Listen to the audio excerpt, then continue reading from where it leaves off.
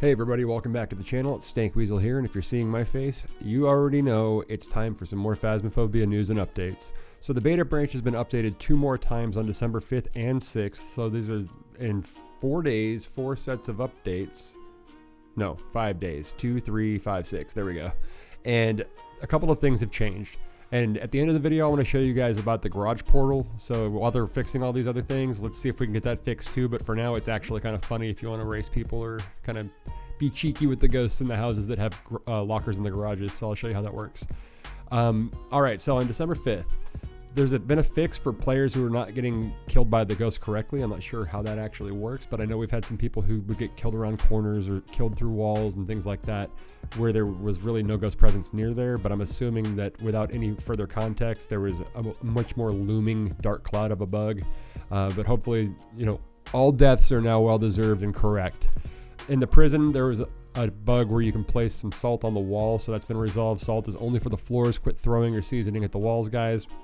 In Asylum, the ghost would still get stuck, so more of the AI pathing and some of the different terrain and kind of navigation meshes have all been updated. In Tanglewood, there were some objects that had missing collisions, so we were able to still kind of cruise through things. I believe it was one of the nightstands, one of the bed frames. We were able to kind of get behind it, get above it, and in another safe spot. So that's been resolved there. And then the big stuff really starts to come in as far as yesterday, December 6th, which is in the school. There was some artifacting where some of the books and other interactable objects in the classrooms were floating in the air. Those have all been replaced with new gravity. In Asylum, there was a bed that had missing collision, so that's been fixed. There was a typo in the prison on the infirmary hallway where there was an underscore at the beginning of the name, which is part of the nomenclature that I talk about and show in some of the deconstructed videos when we pull apart the game files. So just kind of programmer lingo made it into the actual art asset. In Tanglewood, there was a door where you can or a bug where you can glitch into the door frame, so you're able to get through the front door still or get back into the house during a hunt. Either way, when the door is locked, you can get through, but no longer. There's been a bug where the spirit box and EMF readers were getting set incorrectly, so the audio would trigger on the wrong floor. So if you played in the last few days, you may have noticed a lot of people saying double check upstairs, double check downstairs, and that usually resolved the issue.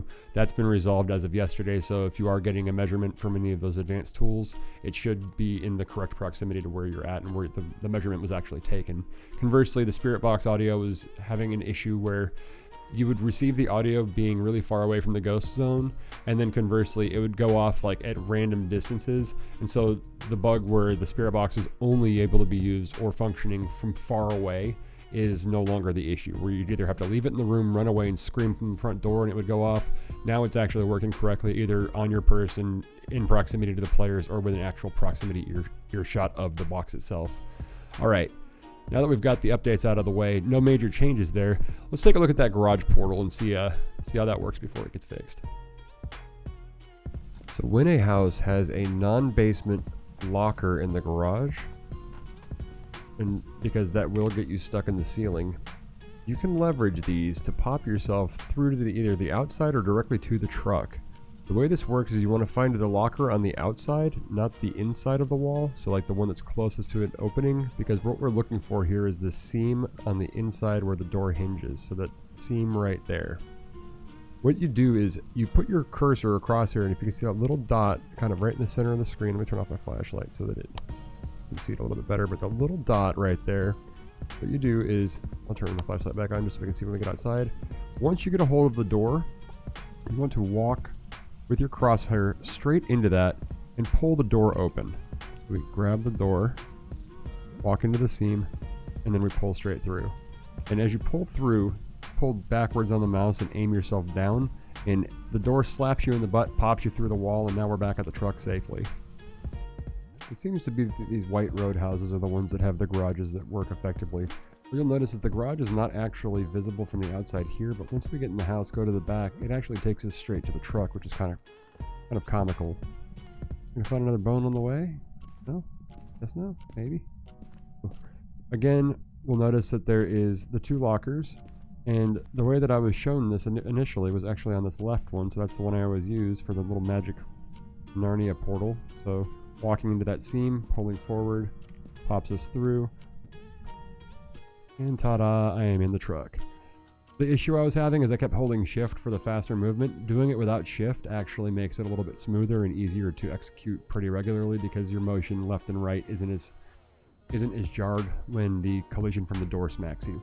Anyway, that's the garage portal. Let me know what else you guys find. So let me know down in the comments what you guys think of that garage portal and that ability to kind of move around a little bit quicker than some of the ghosts. Let me know what other bugs and things you guys are finding out. If you guys are interested, I'll show you the VR bug where anybody who plays in VR really can just kind of smash themselves through whatever they want and move freely about the proximity of any of the areas that have a collidable object. Thanks again for watching. Don't forget to like and subscribe. Snake Weasel out.